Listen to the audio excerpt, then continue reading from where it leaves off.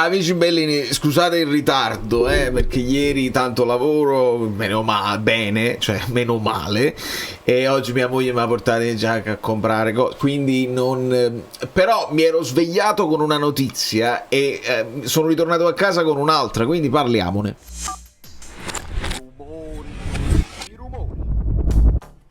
Secondo me dobbiamo stare molto calmi, sento un po' di agitazione nell'aria, il mercato non è ancora aperto, partiamo da questo presupposto.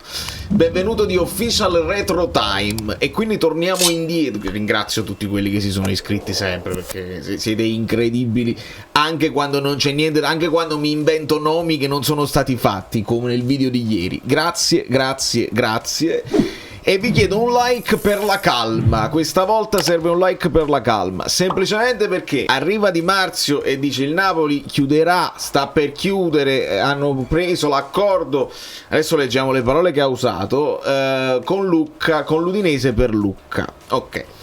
E si parla, più che altro io credo che un'operazione del genere non sconvolgerebbe nessuno se non fosse per i 35 più 5 che hanno un peso molto altisonante nell'immaginario di ogni tifoso. Però col Retro Time io ricordo che ci eravamo svegliati questa mattina con un'altra notizia che riguardava questo tal Borrelli che io non conoscevo assolutamente, e ci spostiamo un attimo perché con l'analisi tattica affrontiamole con calma le cose, perché altrimenti se già avevamo Musa, già avevamo quell'altro Milinkovic-Savic, già avevamo chiuso per... Purtroppo in questo momento sembra che ci sia una corsa, io non lo so se voi li seguite tutti, io cerco di ascoltarli un po' tutti i famosi esperti di calciomercato, e li sapete quali sono, che hanno un po' più di peso nell'immaginario dei tifosi. C'è Fabrizio Romano con Matteo Moretto, c'è Alfredo Pedullà, c'è Gianluca Di Marzio, poi ci sono altri nomi un pochino onestamente un po' più piccoli che si inseguono a comando, grazie a Orazio a comando, e altri no, Schira, Madonna Schira, che hai detto Schira, aiuto Schira. Quindi ognuno poi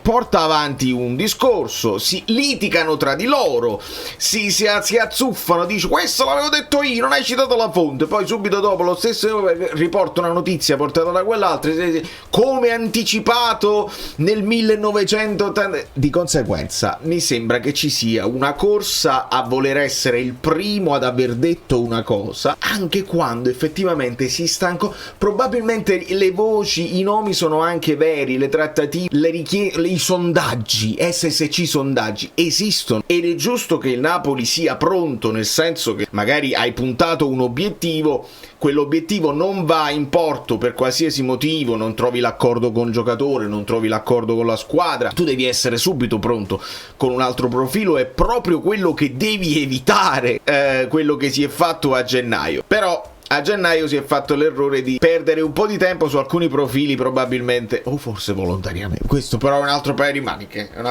Falso! Falsissimo!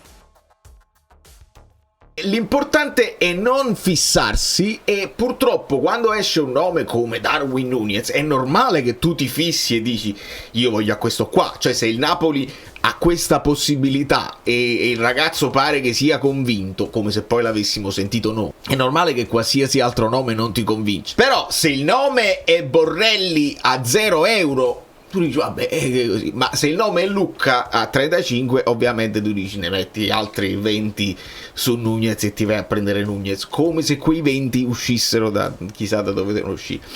Il fatto strano interessante, mi hanno taggato, hanno unito i puntini, ed è un ragionamento logico. Perché esce questo nome di Gennaro Borrelli? Vai a scovare l'Ian Sport Group, vai a vedere gli agenti di cosa si occupano, l'agenzia di Fali Ramadani, no? Che vedete qua, il Fali Ramadani. E Fali Ramadani significa Milenkovic, significa Onana e significa Federico Chiesa. Oltretutto, oltre a questi giocatori c'è Jeremy Boga, ve lo ricordate? Dedic, Pongracic, una serie di giocatori, molti giocatori che sono stati nell'orbita Napoli, lo stesso Kalidou Koulibaly, ce lo ricordiamo benissimo, eccetera eccetera. Luka Jovic, ecco. l'affatto sfizioso che si sta parlando in questi giorni, se tu cerchi Ramadani Nunez, visto che il buon Nunez, gli agenti sono la famiglia, i relativi, ok? Se cerchi Ramadani Nunez, Ramadani è un agente di calciatori, Nunez è un giocatore uruguaiano che gioca per il Liverpool. Ramadani involvement nel potenziale trasferimento tra Nunez dal Liverpool al Napoli è riportata come grande notizia per tutti involti nella negoziazione. Questo perché Ramadani ha un eccellente rapporto, relazione con entrambi, sia il giocatore e i club involti, no? Queste sono tutte per Valentina, involvement. E quindi che può aver avuto un mandato per favorire queste trattative. Quindi sembrava, questa mattina, quando poi sono andato a fare i fatti miei, il Napoli magari si prende questo Borrelli, ci esce una cosina di aggiusto per fare questa cosa, perché Borrelli si potrebbe essere liberato a zero, quindi va qualcosa di soldi a Ramadani se Borrelli viene al Napoli, e questo può significare vabbè, ti do una mano a trattare con il Liverpool, troviamo un punto di incontro. E quindi io stamattina me ne sono sceso, non posso fare un altro video su Nunez perché pare che unendo i puntini si sta andando verso quella direzione là. Poi arriva Di Marzio e ci parla di Lucca, il che chiudi qua. Io resto su Gonzalo Garcia, ma ci ritorniamo e parliamo un attimino di Lucca, che purtroppo, se vai a vedere le statistiche, sì, ha dei gol perché ha fatto dei gol l'anno scorso con l'Udinese. Poi bisogna ragionare, con l'Udinese è più facile fare gol rispetto, gli amici Bellini sul gruppo Telegram stavano parlando, rispetto a Bonni, perché pare che Bonni si chiuda intorno ai 25 più bonus. Lucca è più forte, è 10 milioni più forte di Bonni? Forse sì, non lo so, forse il fatto che sia italiano gli fa crescere il prezzo, ma adesso vediamo. Al di là di quelle che sono le statistiche, come vedete c'è troppo rosso per i miei gusti. Ci sono ovviamente delle cose dove lui è forte, che è ovviamente il colpo di testa, dove uno è proprio lo specialista del ruolo, e a me piacciono gli specialisti, però mi sembra un po' poco se poi è solo lui a fianco a un Lukaku che avrà un altro anno. Per quel prezzo mi sembra un po' poco, onestamente. Però al di là di queste cose, se tu vai a vedere i similar players, no? I giocatori simili comparati a Lucca, e trovi giocatori che onestamente non tutti io li conosco, ma è colpa mia. RS, Strand Larsen, Fernandez, Pinamonti, Le Paul, piccoli pure ho sentito vogliono 30 milioni. Ma voi siete impazziti? Ma voi siete impazziti veramente? Duro, Budimir, Stuani, Wood. Questi sono i giocatori comparati a Lucca, che ha fatto una buona stagione. Nunez, che ha fatto non un'ottima stagione, a parte tutto il verde. Giocatori comparabili a Nunez: Diogo Jota, Castellano, Slabor, Colomwani, Embolo, Thuram, Jimenez, Nicolas Jackson, eccetera eccetera. Lo stesso Tammy Abraham. Sono due categorie diverse, quindi i due giocatori non possono essere sullo stesso taccuino. Cioè, se tu stai cercando un giocatore alla Nunez, deve esserci un secondo profilo alla Nunez da affiancare a questa roba qua. Se invece stai cercando un giocatore alla Lucca e ti chiedono troppi soldi, devi avere un profilo alla Lucca, che può essere un Pinamonti, un Picco, magari vuoi avere quello in panchina e ci può anche stare. Un giocatore che magari è titolarissimo e fa dei gol in una squadra piccola e te lo porti nella squadra grande a fare il vice Lukaku. Però 30 milioni per fare il vice Lukaku la vedo veramente esagerata. Quindi io chiedo calma, per una volta io chiedo calma assoluta, perché ci stiamo esaltando per la possibilità che ha il Napoli di fare un mercato importante e di dare un bel segnale al campionato. Però non dobbiamo pensare che adesso questa qua subito è fatta. Magari così come era fatta Musa, come era fatta Milinkovic-Savic, non è fatta neanche Lucca. E sono tutte cose che arrivano, perché qua il Napoli sta facendo spifferare tutte le trattative, avete notato? Esce un nome al giorno e vengono ripetuti da tutti gli esperti, quindi vuol dire che o è proprio voluto. Tu fai uscire il nome, fai uscire che la trattativa si sta per fare. Come Ndoye era fatta. Sì, il Napoli arriva a 40 milioni e probabilmente si arriva prima a Leng che non Ndoye, e poi su Ndoye bisognerà ragionare.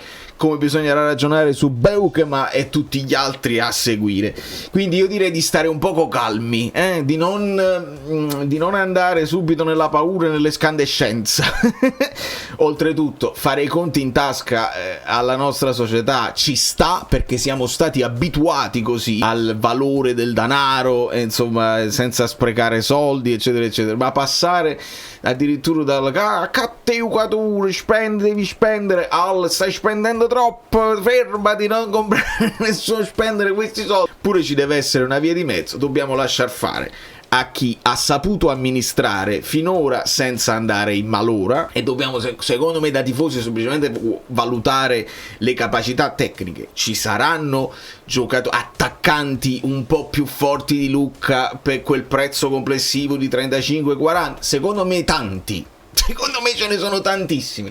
Il nome di Gonzalo Garcia è semplicemente una mia fantasia, ma per dire, io mi sono guardato mezza partita, poi ho guardato gli highlights, mi sono innamorato, non significa niente, è mio parere personale, come lui ce ne sono almeno 50 in Europa capaci di prendere poi il ruolo di vice Lukaku, farsi spazio piano piano, se non riesce ad arrivare a Darwin Núñez, che rimane la prima scelta. E poi mi fa anche piacere che è rientrato il nome di Keane per quanto riguarda la possibilità, perché se n'era parlato durante il campionato, ricordate, ne avevamo parlato con Ferré, e Keane come caratteristiche, la crescita che ha fatto quest'anno, e poi si deve confermare però, con una cosa è quando subentri, imparare a fare il Lukaku con calma, e lui ce l'ha le caratteristiche fisiche, tecnico-tattiche per farlo. Però Keane nella Fiorentina, punto inamovibile, fiducia assoluta, e fa il suo esploit.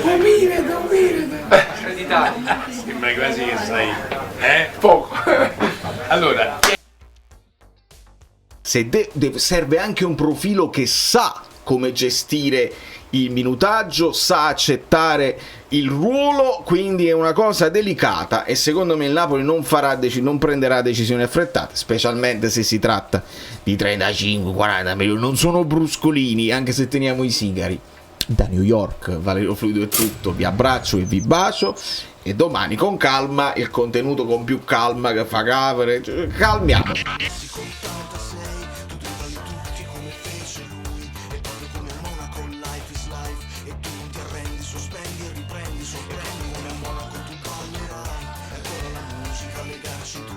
Come la grande mela che non dorme mai, il frutto delle scelte di una vita che racconta.